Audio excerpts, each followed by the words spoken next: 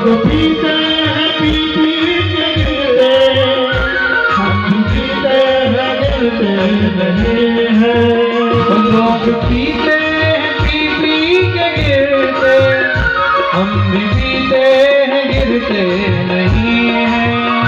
लोग पीते हैं पी पी के गिरते, हम पीते हैं गिरते नहीं हैं। हम पीते हैं सत्संग का प्याला, लोग पीते हैं सत्संग का प्याला।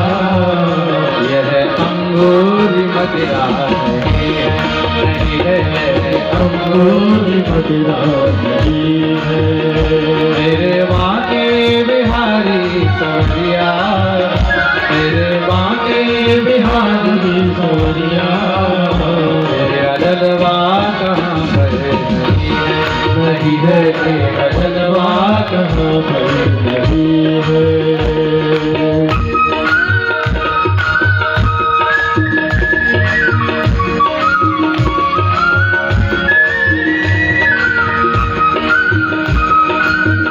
दोनों हाथ में ताली से मांग हरी।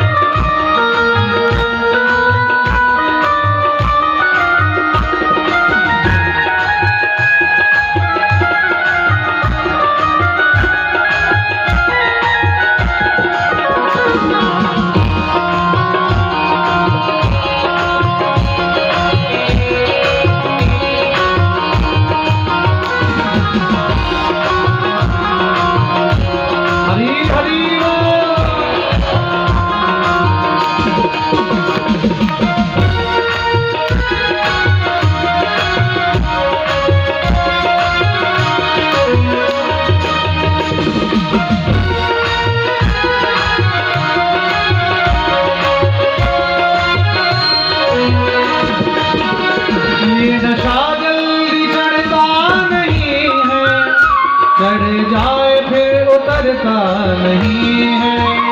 ये नशा जल्दी चढ़ता नहीं है, चढ़ जाए फिर उतरता नहीं है। देखिए এই কৃষ্ণ প্রেমের যে নেশা, এই যে হরিভক্তির নেশা এত তাড়াতাড়ি কাউকে ধরে না, আর যাকে একবার ধরে তাকে আর ये नशा जल्दी चढ़ता नहीं है, चढ़ जाए फिर उतरता नहीं है। नशा जल्दी चढ़ता नहीं है, चढ़ जाए फिर उतरता नहीं है। ये नशा जल्दी चढ़ता नहीं है, चढ़ जाए फिर उतरता नहीं है। ये नशा जल्दी चढ़ता नहीं है, चढ़ जाए फिर उतरता नहीं है। लोग जीते हैं दुनिया के डर से, लोग जीते हैं दुनिया के डर से। हमें दुनिया की परवाह नहीं है, नहीं है हमें दुनिया की परवाह नहीं है। मेरे बाके बिहारी सवरिया, मेरे बाके बिहारी सवरिया, तेरा जलवा कहाँ पर नहीं है, तेरा जलवा कहाँ पर नहीं है।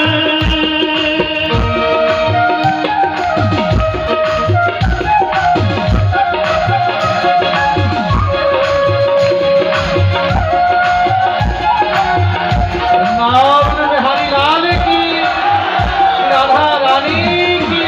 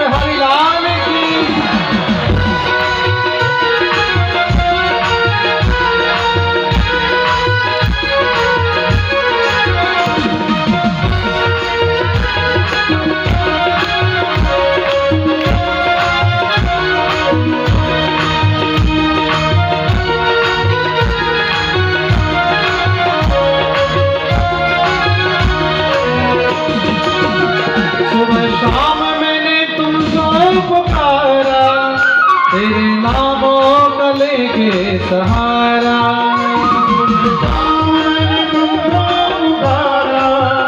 तेरे नाम गले में सहारा सुबह शाम मैंने तुमको पुकारा तेरे नामों गले के सहारा सुबह शाम तुमको पुकारा आइए नाम गले में सहारा तेरे भक्तों ने जब भी पुकारा तेरे भक्तों ने जब भी पुकारा तेरे आने में देर नहीं है तेरे आने में देर नहीं है मेरे बांके बिहारी सवरिया मेरे बांके बिहारी सवरिया तेरा जलवा कहाँ पर नहीं है तेरा जलवा कहाँ पर नहीं है मेरे बांके बिहारी सवरिया मेरे बांके बिहारी सवरिया तेरा जलवा कहाँ पर नहीं है मेरे बांके बिहारी सवरिया तेरा जलवा कहाँ पर नहीं है तेरा जलवा कहाँ पर नहीं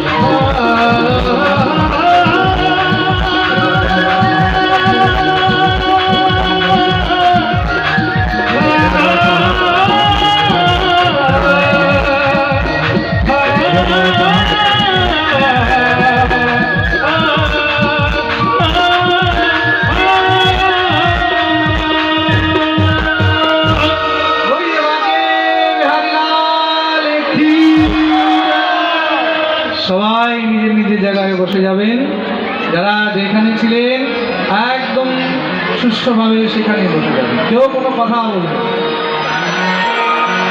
मेरे बांके बिहारी सवरिया मेरे बांके बिहारी सवरिया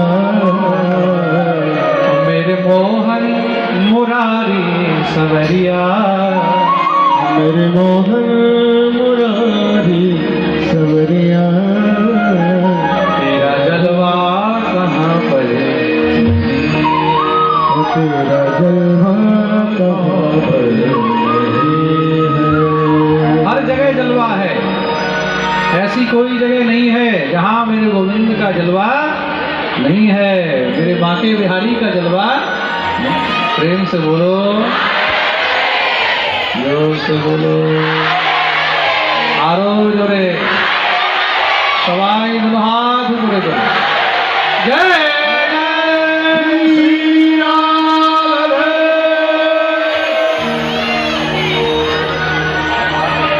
এই প্রকার শ্রী সুখদেব প্রভু অম্বরীশ চরিত্রের দিব্য বর্ণন শ্রবণ করিয়েছেন অম্বরীশের বংশে পরম প্রতাপী রাজা হলেন বাহুক তার পুত্র হয়েছেন সগর সগরের পুত্র হলেন অংশুমান অংশুমানের দিলীপ দিলীপের ভগীরথ এই সেই ভগীরথ যে গঙ্গাকে তপস্যা করে নিয়ে এসেছে তাই গঙ্গার নাম হলো ভাগীরথী বলিয়ে গঙ্গা मैया की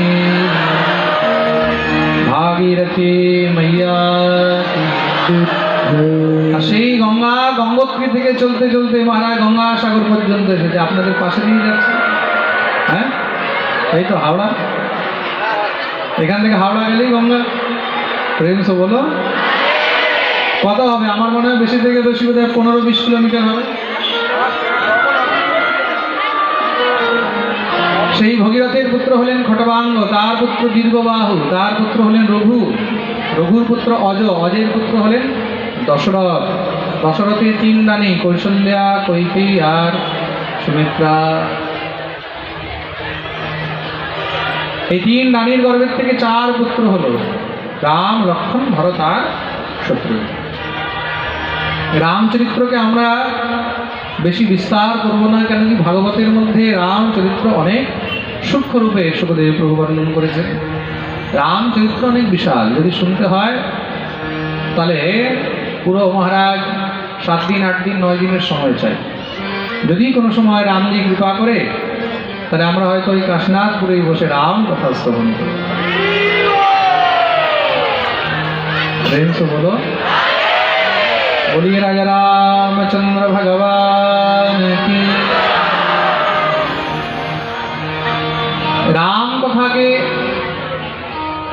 একটি শ্লোকেই বুঝতে হবে। আদৌ রাম তপোবনাদিগমনম হত্বা মৃগম কাঞ্চনম বৈদেহী হরণম জটায়ুমরণম সুগ্রীব সম্ভাষণম বালেন গ্রহণম সমুদ্রতরণম লঙ্কাপুরীদহনম পশ্চাদ রাবণ কুম্ভকর্ণাদিহননম এতদি রামায়ণম। ভগবান রাবণের উদ্ধার করে অযোধ্যায় একদম আনন্দে দিব্য মহারাজ সুন্দর নিজের মহলের মধ্যে বসে আছে। আর এত সুন্দর শ্রীরামচন্দ্রের মহল তৈরি হয়েছে, প্রভু শ্রীরামের মন্দির তৈরি হয়েছে, না ভূত না ভবিষ্যৎ। 500 বছর আগে যেমন ছিল তার থেকেও সুন্দর এখন তৈরি হয়েছে। আর আমাদের রামজি দিব্য আনন্দে সেখানে এখন বসে আছেন। বলিয়ে রামচন্দ্র ভগবান। একটি জিনিস ভাবো, ভগবান যখন আসেন তখন কেমন আনন্দ হয়। আপনারা সবাই রাম মন্দির উদ্বোধনের দিন শ্রী রামচন্দ্রকে দর্শন করেছেন, ওখানে প্রাণ প্রতিষ্ঠা হলো। আর প্রাণ প্রতিষ্ঠার আগেও আপনারা ওই বিগ্রহটা দেখেছেন, অনেকে টিভিতে দেখেছেন, নিউজে দেখেছেন, মোবাইলে দেখেছেন। প্রাণ প্রতিষ্ঠার আগে যেই বিগ্রহ দেখা যাচ্ছিল, প্রাণ প্রতিষ্ঠার পরে তার মধ্যে কোনো মিল আছে?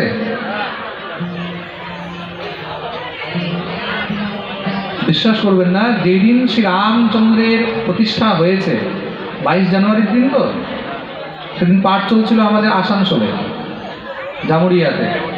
পাঠের থেকে নেমে আমি রুমে গিয়ে যখন মোবাইলের মধ্যে দেখছি, আধা ঘন্টা ধরে স্টিল খালি আমি শ্রী রামজির চোখগুলোকে দেখতে পাই। মনে হচ্ছে একদম সজীব, শুধু তাকিয়ে আছেন, ছলছল করছে চোখগুলো। তার একদিন আগের ফটোর সঙ্গে আমি মিলাচ্ছি, কোনো মিল নেই। এই যে বলে প্রাণ প্রতিষ্ঠা, কেন বলা হয় প্রাণ প্রতিষ্ঠা? শুধু মুখের কথা নয়, প্রাণ প্রতিষ্ঠা মানে কি তার অন্তরে প্রাণ চলে যায়।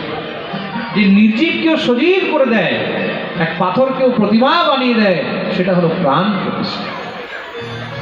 তার জন্য বিগ্রহ নিয়ে কখনো খেলা করতে।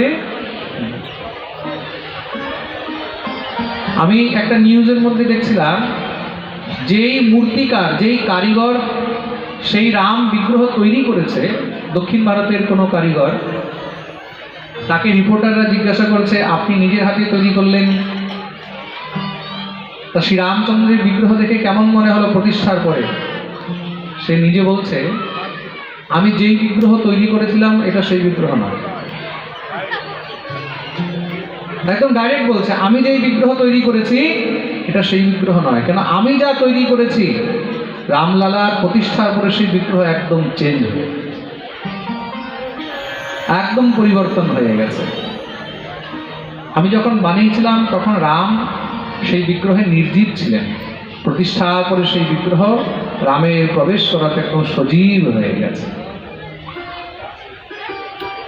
শ্রীরামচন্দ্র কোথাও যাননি, রাম আমাদের মধ্যেই আছেন। রাম বসে সচরাচর, চরাচর জগতের মধ্যে রাম আছে। মোহু মে রাম হ্যাঁ, তবু মে রাম।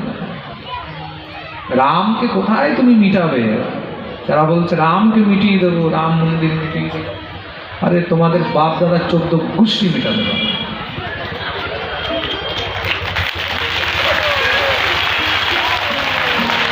রামকে মিটাতে হলে আমাদেরকে মিটাতে হবে। রাম বাইরে নেই, রাম আমাদের ভিতরে আছে। যেদিন রাম থাকবে না সেদিনই সংসার। जो राम का नहीं वो किसी काम। রাম আমাদের সবার মধ্যে রয়েছে। বহু মে রাম তহু মে রাম, সবার মধ্যে রাম। হিরণ্যকশিপু বলেছিল না, কোথায় তোর ভগবান? প্রহ্লাদ বলছে সর্বত্রে আছে। কোথায়? বলে আমার মধ্যেও আছে, আর তোমার মধ্যেও আছে। বলিয়ে রাজা রামচন্দ্র ভগবান। এই প্রকার সূর্যবংশ বর্ণন করলেন। পরীক্ষিত প্রশ্ন করেছেন, বলে প্রভু আমি চন্দ্রবংশ বর্ণন শ্রবণ করতে চাই। এই চন্দ্রবংশ স্বয়ং ভগবান শ্রীকৃষ্ণ রূপে অবতীর্ণ হয়েছেন। শ্রী সুখদেব প্রভু চন্দ্রবংশ বর্ণন করছেন। রাজন খুব মন দিয়ে শুনুন। ব্রহ্মার পুত্র হলেন অত্রি, অত্রির পুত্র হলেন চন্দ্রমা, চন্দ্রের পুত্র হল বুধ, বুধের পুত্র পুরুরবা, পুরুরবার পুত্র হলেন আয়ু, শতায়ু, সত্যায়ু, রয়, বিজয় আর জয়, জয়ের পুত্র অনিনা, অনিনার পুত্র নহুষ, নহুষের পুত্র হলেন জ্যোতি, যজাতি, সংজাতি, আয়তি, বিয়তি আর কৃতি। যজাতির দুই স্ত্রী দেবযানী, শর্মিষ্ঠা, দুই স্ত্রী থেকে 5 পুত্র যদু, দ্রুহ, অনু, পূর্বসু আর পুরু। যদু থেকে যদুবংশ, পুরু থেকে পুরুবংশ, পুরুবংশে কৌরব, পাণ্ডব, যদুবংশের মধ্যে পরম প্রতাপী রাজা ভোজ, বৃষ্টি, অন্ধক, সুর ইত্যাদি হলেন। মহারাজ ভোজের 2 পুত্র হয়েছেন, উগ্রসেন আর দেবক। উগ্রসেনের 10 পুত্র, দেবকের 7 কন্যা। 10 পুত্রের মধ্যে সব থেকে বড় পুত্রের নাম হলো কংস। কংস মহা অত্যাচারী, তার অত্যাচার এতটা যে নিজের পিতাকে পর্যন্ত কারাগারে বন্দী করে রেখেছে। আর মহারাজ সুরের 2 স্ত্রী, এক স্ত্রী থেকে পুত্র হলেন দেবমীর, দ্বিতীয় স্ত্রীর পুত্র হলেন অর্জন্য পর্জন্য। অর্জন্য পর্জন্যের 9 পুত্র হলেন নন্দ, সুনন্দ, আনন্দ, গয়, বিমল, যশ, কীর্তি ইত্যাদি। তারা গোকুলে গিয়ে গো সেবার বৃত্তি ধারণ করলেন, তার জন্য তাদেরকে গোয়ালা বলা হলো। কি বলা হলো? গোয়ালা। আর দ্বিতীয় স্ত্রী থেকে যেই পুত্র হলো সুরের, তার নাম হলো দেবমীর। দেবমীরের 10টি পুত্র হলো, তার মধ্যে সব থেকে বড় পুত্রের নাম হলো বসুদেব। বলিয়ে বসুদেব জি মহারাজ কি। আর কংসের বোন দেবকীর সঙ্গে বসুদেবের বিবাহ হয়েছে, যার গর্ভের থেকে স্বয়ং ভগবান শ্রীহরি জন্মগ্রহণ করলেন। বুঝেছ পরীক্ষিত? পরীক্ষিত বললেন, প্রভু এই কি, আপনি এত তাড়াতাড়ি কৃষ্ণ জন্ম শুনিয়ে দিলেন? প্রভু সে আনন্দ পেলাম না। শ্রী সুখদেব প্রভু বলছেন, তাহলে আর কি চাও? বলে, প্রভু কথিত বংশ বিস্তার ভবতা সোম সূর্যয় রাজ্ঞাং চ ভয়বংশ্যানাম চরিতম পরমাদ্ভুতম यदोश्च धर्मशीलश्च नितरां मुनिसत्तम तत्रांशेनावतीर्णश्च विष्णोर्वीर्याणि संशनः কথিত বংশ বিস্তার ভবতা সোম সূর্যয়। আমাকে একটু বিস্তার করে এসে কৃষ্ণ জন্মের কথা শ্রবণ করান প্রভু। যদোশ্চ ধর্মশীলশ্চ নিতরাং মুনিসত্তম তত্রাংশেনা অবতীর্ণস্য, যেই যদুর বংশে ভগবান অবতীর্ণ হয়েছেন, আমি সেই কৃষ্ণ জন্ম কথা একটু বিস্তারে শুনতে চাই। শ্রী সুখদেব প্রভু পরীক্ষা করছিলেন যে কৃষ্ণ কথা শোনার কতটা আরতি আছে ভিতরে। সুখদেব প্রভু বললেন, পরীক্ষিত 4 দিন হয়ে গেল, খিদা পিপাসা তো লেগেছে, যাও একটু খেয়ে আসো। যখনই বললেন কিছু খেয়ে আসো, পরীক্ষিত ঝড় করে কাঁদতে লেগেছে। প্রভু এই গোবিন্দের কথা শোনার পরে আর কোনো ক্ষুধা নেই, আর কোনো পিপাসা